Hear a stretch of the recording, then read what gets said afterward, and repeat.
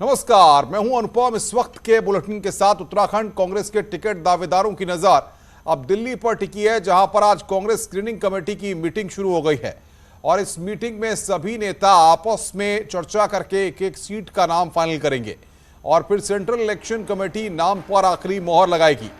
बैठक में हरीश रावत, गणेश गोदियाल, प्रीतम सिंह मौजूद हैं। दिल्ली में बैठक शुरू हुई है, स्क्रीनिंग कमेटी की बैठक शुरू हो गई है दिल्ली में। ये बड़ी खबर इस वक्त, पहली लिस्ट इसमें फाइनल होगी। इस अगले 5-7 दिनों के अंदर निकाल लेंगे। लेकिन सर देरी क्यों हो रही है सर, अगर बात करें आप लोगों की, क्योंकि तीसरी स्क्रीनिंग आज चल रही है। देरी कुछ नहीं हो रही और मैं समझता हूँ कि हम सबसे आगे हैं।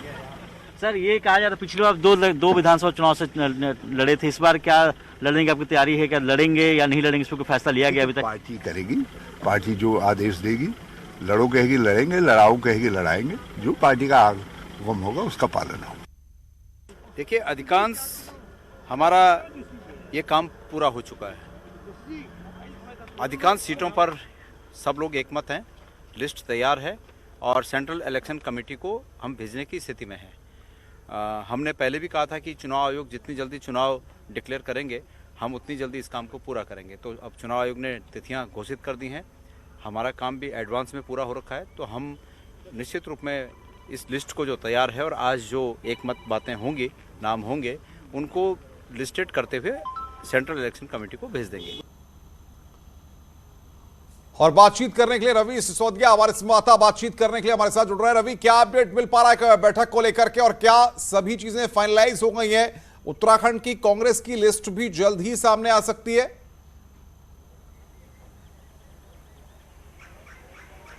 बिल्कुल, देखिए बैठक शुरू हो गई है स्क्रीनिंग कमेटी की। आज तीसरी बैठक बुलाई गई अनुपम, और इसके बाद जैसा इन्होंने बातचीत के दौरान बीडीयूटी से बातचीत कर रहे थे हरीश रावत और गणेश गोदियाल, उसमें संकेत दिए गए हैं कि अगले 2 से 3 दिनों में उत्तराखंड के लिए कांग्रेस की पहली लिस्ट आ सकती है। अभी जो कि तीसरी बैठक चल रही है, इस बैठक के बाद जो नाम फाइनल होंगे, जो स्क्रूटनी होगी, उसके बाद उस नाम को सीईसी में भेजा जाएगा और जब सीईसी की बैठक बुलाई जाएगी उसके बाद ही जो नाम है उनकी घोषणा की जाएगी। अभी तक सीईसी की बैठक नहीं बुलाई गई है, तो ये माना जा रहा है कि जब स्क्रीनिंग कमेटी से नाम भेज दिए जाएंगे सीईसी के पास, तो उसका सीईसी की बैठक बुलाई जाएगी और जब सीईसी की बैठक होगी, उम्मीद की जा रही है कि कल या परसों सीईसी की बैठक हो सकती है, उसके बाद ही उत्तराखंड के लिए कांग्रेस के प्रत्याशियों की पहली लिस्ट कांग्रेस जारी करेगी। जी रवि, लेकिन अगर कयासों की बात करें तो क्या जानकारी लग पा रही है? कितने लोगों के टिकट कट सकते हैं, कितने लोगों को नए तौर पे सामने लाया जा सकता है, और जिस तरीके से कुछ लोग छोड़ करके पार्टी जा रहे हैं, कुछ लोग आए हैं, उनको भी क्या एडजस्ट किया जा सकता है? इस बारे में क्या अपडेट?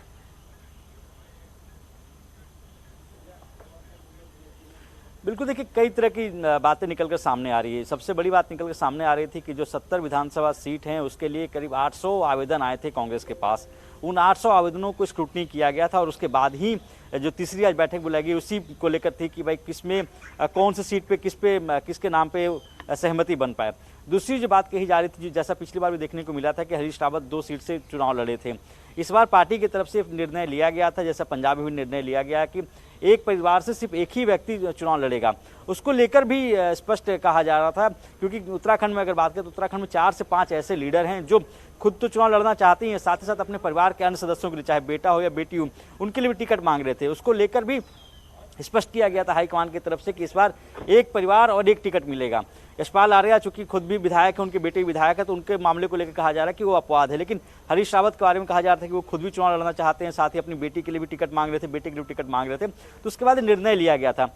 इसी बाबत जब पूछा भी गया था गणेश गोदियाल से, तो उन्होंने भी कहा है कि हमने अपनी बातें हाईकमान को बता दी है, ये फैसला हाईकमान में होगा। हाईकमान को लेना है कि एक परिवार से एक टिकट को एक परिवार से एक ही व्यक्ति को टिकट देना है या फिर 2 को भी दे सकते हैं।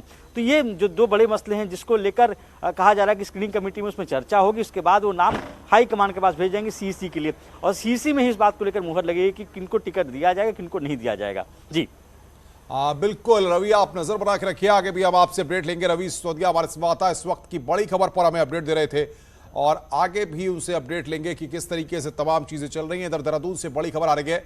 लैंसडाउन सीट के विवाद पर बोले हैं हरक सिंह, अगर बहुअनुकृति लड़ती है तो दिलीप मदद करें, दिलीप लड़े तो अनुकृति को मदद करनी चाहिए। दिलीप को पार्टी लैंसडाउन से टिकट नहीं दे रही तो कोटद्वार लड़ें। दिलीप रावत छोटे भाई महंत क्यों परेशान हैं? अभी पार्टी ने कोई फैसला नहीं किया है। जब उनकी पत्नी ने मेयर का कोटद्वार चुनाव लड़ा तब मैंने विधायक मंत्री होते कुछ नहीं कहा। पार्टी मुझे कोटद्वार से कहेगी, मैं लड़ूंगा। कि जो है कहाँ से चुनाव लड़ेंगे, देखिए ये पार्टी तय करेगी कहाँ से चुनाव लड़ेंगे।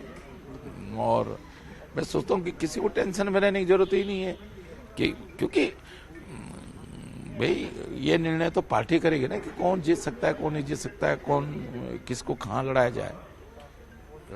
तो मैं सोचता हूँ कि ये निर्णय पार्टी को करना चाहिए। आप कोटद्वार से लड़ाई, पार्टी कोटद्वार से लड़ेंगे? पार्टी कोटद्वार से लड़ाएगी तो मैं कोटद्वार से लड़ूंगा, बिल्कुल लड़ूंगा, क्यों नहीं लड़ूंगा। मैंने तो कहा कि मुझे चुनाव लड़ाओ, मैं खुद नहीं लड़ता हूँ और लड़ाता हूँ। अच्छा सर, बहू जो टेंशन आपने पैदा हुई है बहू की वजह से हुई? नहीं, वो तो अच्छा काम कर रही है लड़की। अब क्या हो गया, अगर उस पार्टी उसको लड़ाती है तो दिलीप को मदद करनी चाहिए, दिलीप लड़ता है तो अनु मदद करेगी, क्या दिक्कत है। अब ठीक है, कभी कोई एमएलए रहता, मैं तो खुद अपने छोड़ने के लिए तैयार हूँ। दिलीप भाई वहाँ आ जाए कोटद्वार लड़ने के लिए, अगर माना वहाँ नहीं पार्टी दे रही है इसको तो कोटद्वार लड़े। वो कोटद्वार नहीं आना चाहते? क्यों नहीं आना चाहते भाई, वो तो उनका घर है कोटद्वार में। उनके पिताजी कोटद्वार जब संयुक्त लहसुन विधानसभा थी, उससे दिलीप बाबा के वो है। अभी मेयर का टिकट के चुनाव टिकट भी तो मांगा था उन्होंने। तो अब उनकी मिसेज लड़ी है चुनाव मेयर का वहाँ। मैं विधायक मैं था, और विधायक मैं था, मंत्री मैं था कोटद्वार से, लेकिन मेयर का टिकट उनको मिला। तो तब तो पार्टी, तब तो नहीं, मैंने तो नहीं किसी से कहा कि भाई उनकी मिसेज क्यों टिकट दे दिया। ये तो गलत बात है ना कि अगर आज पार्टी कोई भी, मैं कह रहा हूं अभी तो कोई डिसीजन ही नहीं हुआ ना, अभी क्यों आप परेशान हो? दिलीप भाई क्यों परेशान है? क्यों कभी चर्चा हो रही है, कांग्रेस में जा रहे हैं, फिर अचानक प्रेस कॉन्फ्रेंस करके कहते हैं मैं नहीं जा रहा हूं। अरे छोटा भाई है हमारा, मेहनत है, रहे चुनाव जीते। अगर पार्टी को लगेगा दिलीप रावत जीत सकता है तो दिलीप रावत को लड़ाएगी। दिल्ली से बड़ी खबर यहां पर आ रही है, सूत्रों के हवाले से बड़ी खबर है। कांग्रेस के संपर्क में दिलीप रावत, कांग्रेस का दामन थाम सकते हैं दिलीप, दिल्ली में हो सकती है ज्वाइनिंग। उत्तराखंड कांग्रेस के बड़े नेता दिल्ली में मौजूद हैं। लैंसडाउन से बीजेपी विधायक हैं दिलीप रावत, बीजेपी से नाराज चल रहे हैं दिलीप रावत, ये जानकारी यहां पर आ रही है। ऐसे में कांग्रेस के संपर्क में है दिलीप रावत। दिलीप रावत के कांग्रेस में शामिल होने की खबर पर नेता विपक्ष प्रीतम सिंह ने न्यूज 18 संवाददाता से बातचीत की। प्रीतम सिंह ने कहा कि इस बारे में जानकारी नहीं है और यह बीजेपी का अंदरूनी मामला है। विधायक दिलीप रावत, बहुत पुराना नाम बीजेपी के पुराने, उन्होंने भी आप लोगों से बैठक की है। क्या कांग्रेस का दामन थाम सकते हैं बीजेपी दिलीप रावत? नहीं, देखिए दिलीप रावत जी भाजपा के विधायक हैं और मुझसे तो उन्होंने कोई ना तो संवाद स्थापित किया है ना कोई संपर्क स्थापित किया है। मुझे इसकी जानकारी नहीं है कि वो क्या करने जा रहे हैं। अब ये बीजेपी का अंदरूनी मामला है। आना चाहें आपकी पार्टी में तो स्वागत है। राष्ट्रीय नेतृत्व तो तय करेगा कि अगर वो आएंगे उनको स्वीकार किया जाएगा, नहीं किया जाएगा। जो निर्णय राष्ट्रीय नेतृत्व लेगा वो सबको स्वीकार। तो यहां पर कांग्रेस पार्टी कह रही है कि उनको इस बारे में जानकारी नहीं है, लेकिन आएंगे तो इस बारे में विचार किया जाएगा। ये यहां पर सबसे बड़ी बात है। दिलीप रावत के मसले पर कांग्रेस का रिएक्शन है कि बीजेपी का अंदरूनी मामला है। वहीं कांग्रेस के पूर्व प्रदेश अध्यक्ष किशोर उपाध्याय पर कांग्रेस पार्टी की तरफ से बड़ा एक्शन लिया गया है। किशोर उपाध्याय को कांग्रेस के सभी पदों से हटा दिया गया है। किशोर पर बीजेपी और अन्य दूसरी पार्टियों से नजदीकी बढ़ाने का आरोप लगा है और प्रभारी देवेंद्र यादव ने किशोर उपाध्याय पर बड़ी कार्रवाई की है। तो किशोर उपाध्याय पर बड़ा एक्शन लिया गया। किशोर पर अन्य पार्टी से नजदीकी का आरोप लगा है, जिसके बाद देवेंद्र यादव ने किशोर पर कार्रवाई की है। उन्होंने कहा कि चेतावनी दी, लेकिन उसके बाद भी किशोर उपाध्याय नहीं माने।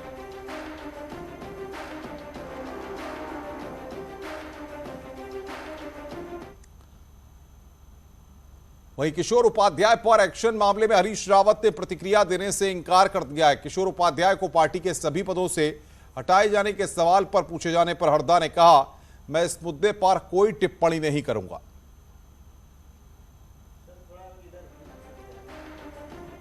किशोर उपाध्याय पे कल टिप्पणी नहीं करना चाहता।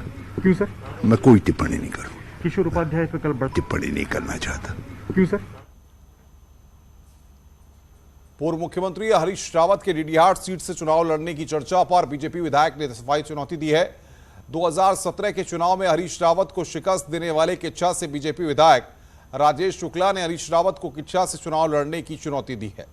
राजेश शुक्ला का कहना है कि हरीश रावत अगर वास्तव में जननेता हैं तो पहले किच्छा या हरिद्वार ग्रामीण की जनता का भरोसा जीतें, जिन्होंने हरीश रावत को पिछले चुनाव में हराया था, और हरीश रावत चुनाव लड़ने के लिए सीट की तलाश में इधर उधर न जाएं और किच्छा से चुनाव लड़ने की हिम्मत दिखाएं। चुनाव की सीट नहीं तय कर पा रहे हैं। कभी सूचना आती है वहाँ जाएंगे, कभी सूचना आती है यहाँ जाएंगे, आज तक तय नहीं कर पाए कहाँ जाएंगे। अरे मैं उनसे कहना चाहता हूँ, इधर उधर क्यों भाग रहे हो? आओ, जहाँ की जनता ने आपको हराया पहले वहाँ का विश्वास जीतो, किच्छा में जीत कर दिखाओ, हरिद्वार ग्रामीण जीत कर दिखाओ, जहाँ की जनता ने आपको हराया। अगर वहाँ लड़ने की आपकी हिम्मत नहीं है, फिर किस मुँह से आप कह रहे हो कि हम प्रदेश में सरकार बनाएंगे? क्यों लोगों को धोखा दे रहे हो? टिकट को लेकर भले ही अभी बीजेपी कांग्रेस में मंथन चल रहा है, लेकिन टिकट के दावेदार एक दूसरे को हर मोर्चे पर सीधा हमला करने में लगे हुए हैं। देखिए रिपोर्ट।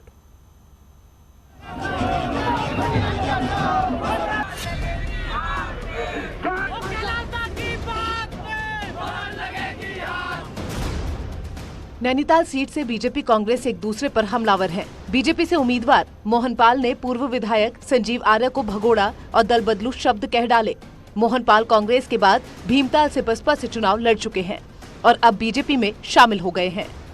कहीं ना कहीं दल बदलू तो कहा ही जाएगा, है ना, और भगोड़ा भी कहा जाए। मैं तो पिछली बार भी दावेदार था, हम लोगों का टिकट काट करके उनको दिया गया।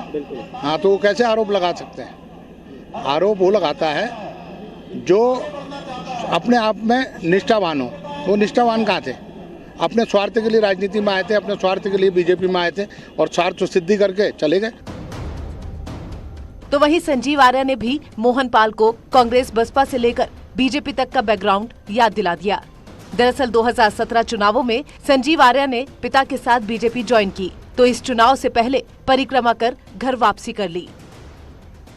कांग्रेस के बाद वो बहुजन समाज पार्टी से विधानसभा का चुनाव लड़े। आज वो वर्तमान में भारतीय जनता पार्टी में है। मैं तो कांग्रेस में था, भारतीय जनता पार्टी में गया और आज मैंने मूलतः अपने परिवार में ही वापसी की है। लेकिन उनको स्वयं में इस चीज़ का मूल्यांकन विश्लेषण करना चाहिए, अपने घर परिवार में विश्लेषण करना चाहिए, उसके बाद किसी दूसरे पर इस तरीके की टिप्पणी करनी चाहिए। हालांकि पिछले दिनों इन दल बदलुओं को सबक सिखाने की मुहिम पर जानकार कहते हैं कि दल बदल वाले नेताओं का आधार नहीं बल्कि पार्टियों का आधार है, जिससे जीत मिलती है। दल बदलुओं का कोई विशेष जनाधार उत्तराखंड में नहीं है। मैं ऐसा नहीं हुआ कि दल बदलू जो है कभी उत्तराखंड की राजनीति को बहुत ज़्यादा प्रभावित करते हो, ऐसा कभी भी नज़र नहीं आया। तो इसलिए जो भी लोग दल बदल के आ रहे हैं वो मुख्य रूप से संगठन के हिसाब से आ रहे हैं। तो संगठन का जहाँ पर भी रुतबा होगा या जो भी राजनीतिक दल भारी पड़ेगा या सत्ता के पक्ष में रहेगा या विपक्ष में रहेगा, उसी हिसाब से व्यक्तियों का जो है मतलब व्यक्ति के सामने रहेगा। बहरहाल नेताओं का दल बदल जारी है, लेकिन जनता को फायदा कुछ नहीं मिला। हालांकि पिछले 5 साल विकास करने का दावा करने वाले नेता फिर दावा कर रहे हैं कि विकास ही करेंगे। न्यूज़ 18 के लिए नैनीताल से वीरेंद्र भट्ट की रिपोर्ट। विधानसभा चुनाव के लिए भाजपा द्वारा बनाए जाने वाले घोषणा पत्र को बेहतर बनाने के लिए पार्टी कार्यकर्ताओं से सुझाव मांगे जा रहे हैं। विधानसभा क्षेत्र पौड़ी और श्रीनगर में भी पार्टी कार्यकर्ताओं से मिलने वाले लिखित सुझावों को इकट्ठा करने के लिए पार्टी ऑफिस में सुझाव पेटी रखी गई है। पार्टी पदाधिकारियों का कहना है कि अच्छे सुझावों को पार्टी के घोषणा पत्र में शामिल किया जाएगा। पौड़ी और श्रीनगर विधानसभा से शुरुआत हुई है और 70 की 70 विधानसभाओं में प्रदेश से सुझाव मांगे गए हैं और सभी कार्यकर्ता उत्साहित हैं कि अपने अपने सुझाव अपनी अपनी विधानसभा की पेटियों में डाल रहे हैं और सभी सुझावों को रखे और हम अपने घोषणा पत्र में इसको घोषणा पत्र में लाएंगे। आगे बढ़ते हैं। श्रीनगर सीट पर टिकट को लेकर कांग्रेस में घमासान है, जहां कांग्रेस के प्रदेश अध्यक्ष गणेश गुदियाल की दावेदारी को कांग्रेस नेता महेश डोंडियाल ने भी दावा पेश किया है, तो वहीं दूसरी तरफ बीजेपी से मौजूदा विधायक और कैबिनेट मंत्री धन सिंह रावत पार्टी से अकेले दावेदार हैं।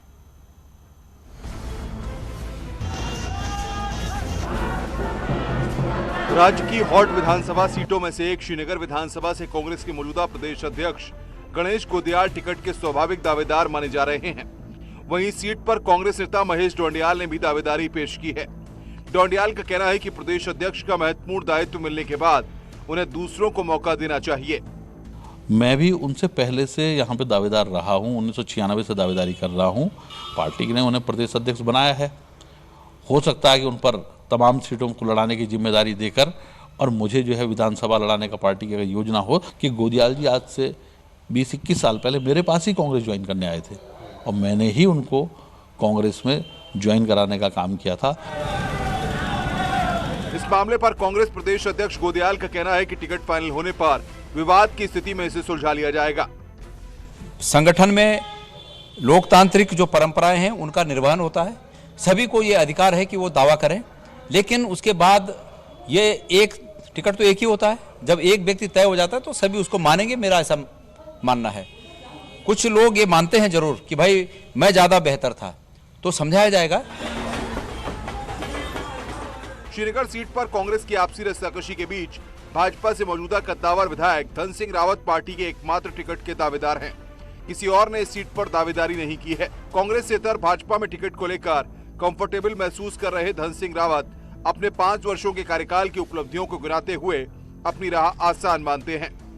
मैंने जो सबसे बड़ा काम किया हमारी सरकार ने कि हमने NIT दे दिया है, हमने शुद्ध पेयजल दे दिया है।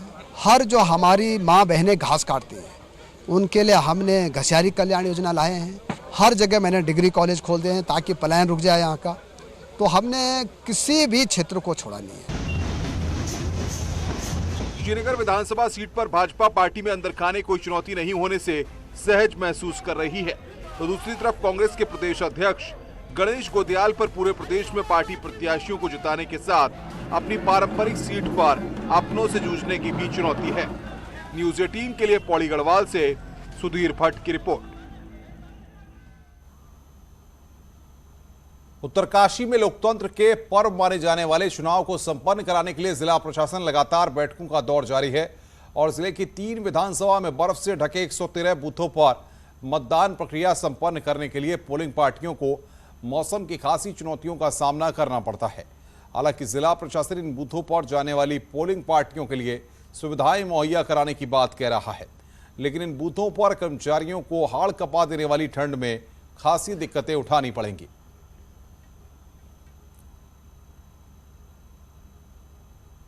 खबरें और भी हैं, फिलहाल एक ब्रेक के लिए, ब्रेक के बाद जल्द हाजिर होते हैं।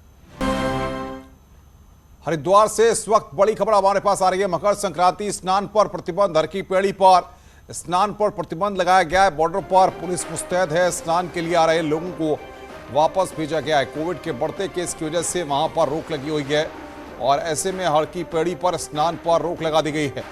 बॉर्डर पर पुलिस पूरी तरह से मुस्तैद है और इसीलिए वहां पर रोक लगाई गई है। लोगों को वहां से वापस भेजा जा रहा है। देहरादून से बड़ी खबर आ रही है। कोविड के हालात की समीक्षा करेंगे पीएम मोदी। शाम 4:30 बजे पीएम वर्चुअल मीटिंग करेंगे। सचिवालय से सीएम धामी भी मीटिंग में शामिल होंगे। उत्तराखंड में तेजी से कोरोना के केसेस बढ़ रहे हैं।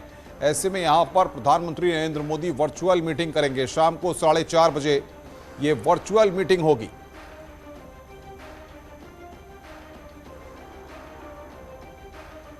तो मीटिंग में शामिल होंगे सीएम धामी। उत्तराखंड में तेजी से कोरोना के केस बढ़ रहे हैं और इसको लेकर कोविड के हालात की समीक्षा करेंगे पीएम मोदी।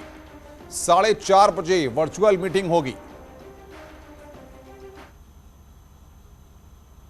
खबरें और भी हैं, फिलहाल एक ब्रेक के लिए, ब्रेक के बाद जल्द हाजिर होते हैं।